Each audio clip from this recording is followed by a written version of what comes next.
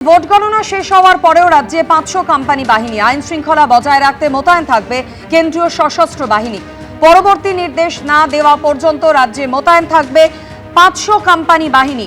Vote ঘোষণার 15 দিন আগেই রাজ্যে এসে পৌঁছেছে কেন্দ্রীয় বাহিনী, আর ভোট ঘোষণার পরেও রাজ্যে 500 কোম্পানি কেন্দ্রীয় বাহিনী মোতায়েন থাকবে এমনটাই জানা যাচ্ছে। আইন শৃঙ্খলা বজায় রাখতে মোতায়েন থাকবে কেন্দ্রীয় সশস্ত্র বাহিনী। পরবর্তী নির্দেশ না দেওয়া পর্যন্ত রাজ্যে মোতায়েন থাকবে 500 কোম্পানি বাহিনী। ইভিএম, স্ট্রং রুম এবং কাউন্টিং সেন্টারে নিরাপত্তার জন্য থাকবে আরো 200 কোম্পানি কেন্দ্রীয় বাহিনী। নজিরবিহীনভাবে এ রাজ্যে ভোট ঘোষণার 15 দিন আগেই সেন্ট্রাল ফোর্স রাজ্যে এসে পৌঁছয়। রাজ্য জুড়ে এই মুহূর্তে রুটমার্চ চলছে কেন্দ্রীয় বাহিনীর। আর এবার যেমনটা জানা যাচ্ছে, ভোট গণনা শেষ হওয়ার পরেও রাজ্যে 500 কোম্পানি বাহিনী থাকবে।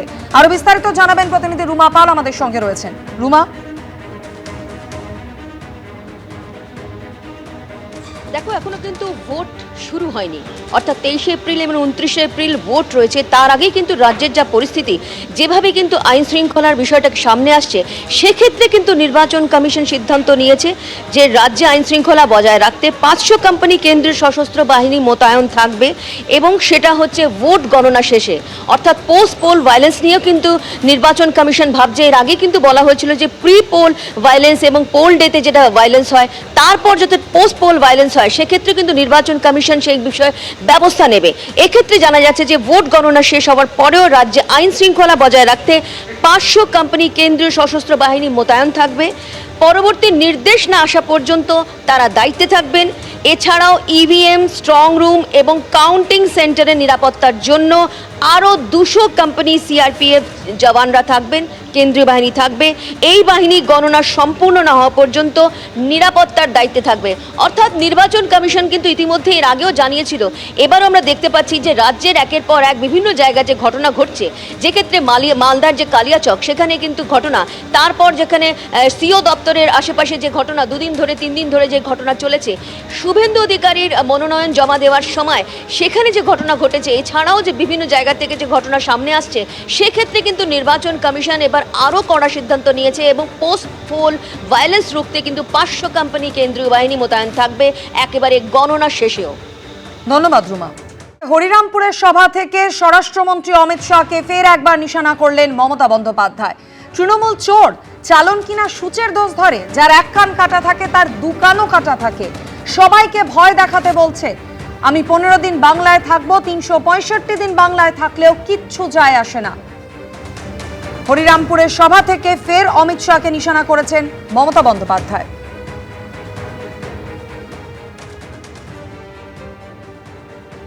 তৃণমূল চোর আর তোমরা চালন কিনা ছুঁচের দোষ ধরে, লজ্জাও করে না।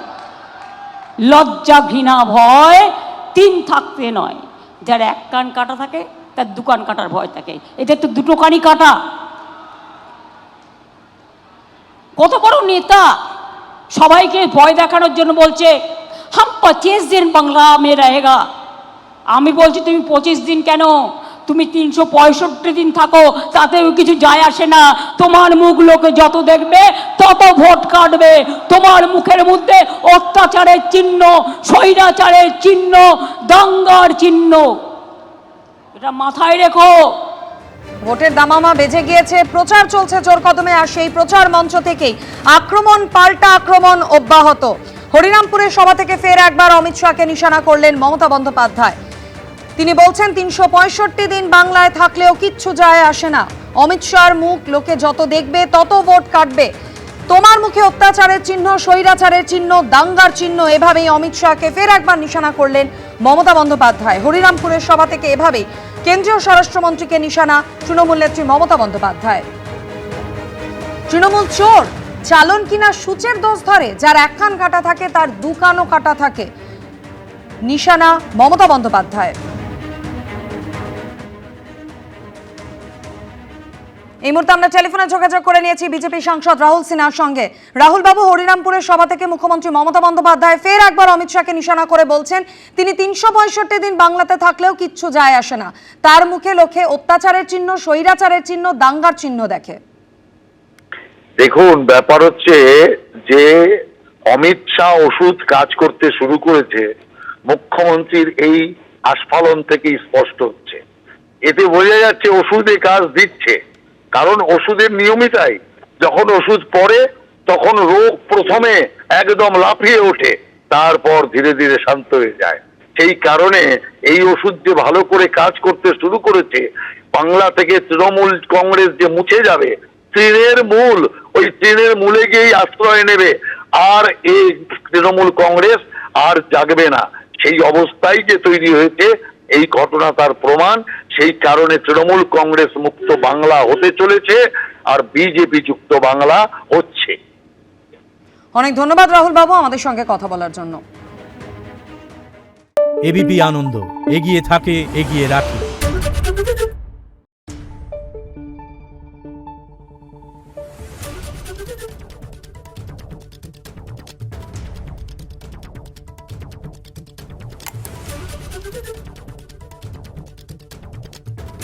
Thank you.